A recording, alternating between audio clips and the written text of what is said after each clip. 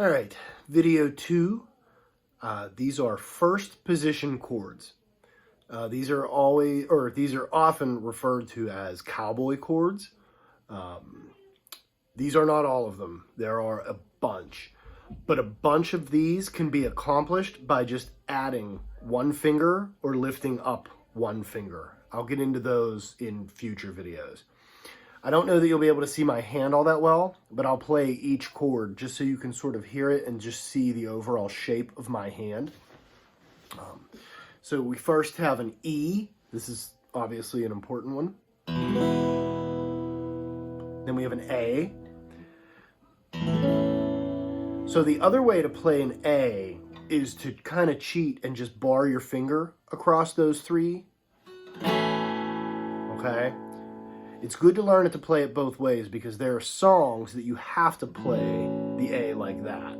We'll get into that in the future. Here's a D, a C, a G, E minor, really easy one. Popular Pink Floyd chord right there. A minor, popular in a bunch of songs. D minor, also a very useful chord. C7, which is easy. Just make that C chord and add your pinky to the G string. Okay, kind of country sounding. All those 7 chords kind of have a country-ish tang to them. G7. That's a tricky one. That's not in a ton of songs. So maybe don't go crazy trying to learn G7 out of the gate. E7, easy, good one to use. A7, another popular chord with Neil Young, Pink Floyd. D7,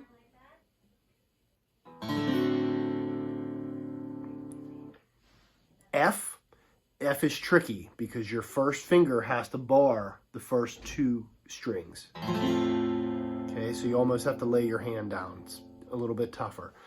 And then B7, this is another really tricky one.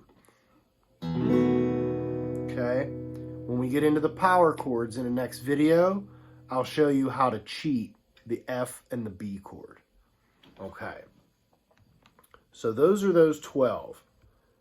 There are many, many more. I will continue to make documents with more chords that you can learn to add to those. Don't be overwhelmed by them. Every one that you learn will help you learn other ones. And it will help teach you how to learn more complex ones as you move on. You can also Google first position chords and whole sheets of other ones will come up. So just to go back, don't get frustrated with F and don't get frustrated with B. Those are definitely hard chords, especially as a beginner. So is G. G is awkward because your hand is moving a different direction than all the other chords. So another thing that I want to talk about in this chord chart is every little dot has a number. And that number should correspond to the finger that you're using to fret that string. That is extremely important to pay attention to because when you start learning other chords, you will need to be able to move certain fingers. And if you're using the wrong fingers, you won't be able to move to other chords. So you don't want to get into a bad habit of fretting chords the wrong way early. It's very important. And it will be very tedious, and some of them will be very uncomfortable. But pay attention to those numbers, and they correspond to your fingers. So 1 is your index finger, 2 is your middle finger, 3 is your ring finger, and 4 is your pinky. Your pinky is going to be your weakest, but it's really important to focus on that pinky, getting a good, clean note. It will improve your playing a ton as you continue to get better.